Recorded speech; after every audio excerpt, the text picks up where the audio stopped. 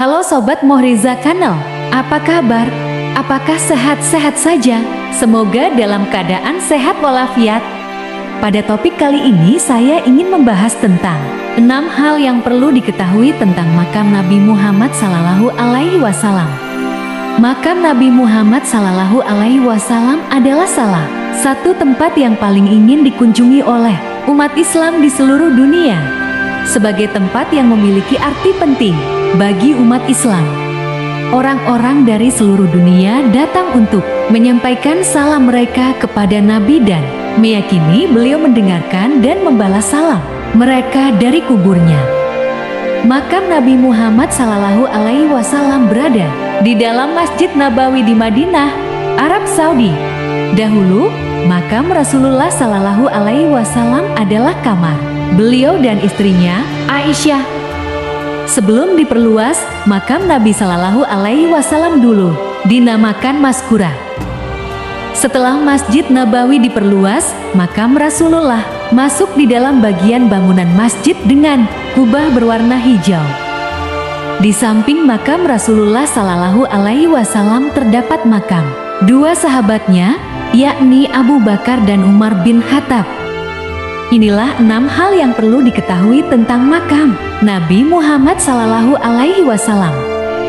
Inilah 6 hal yang perlu diketahui tentang makam Nabi Muhammad SAW. 1. Pagar emas. Makam Rasulullah SAW dibatasi oleh pagar tinggi berwarna keemasan yang berhias kaligrafi. Pembatas pagar emas merupakan sisi depan dari ruang kamar bagian dalam yang menampung makam Nabi Muhammad SAW dan dua sahabatnya. 2. Rumah Aisyah, istri Rasulullah.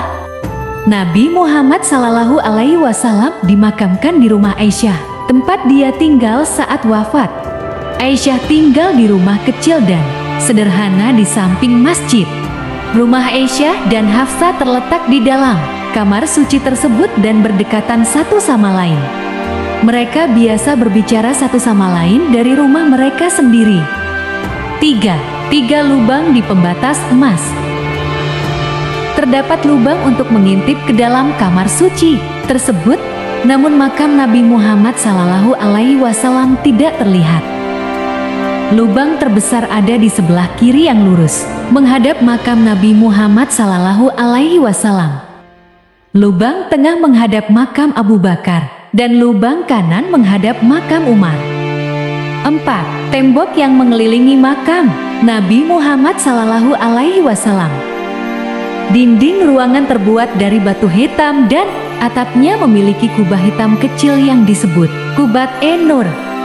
Kamar suci atau makam Rasulullah SAW tidak memiliki gerbang dan benar-benar tertutup dari luar, kecuali sebuah jendela kecil di kubah yang terhalang oleh pagar emas di bagian depan.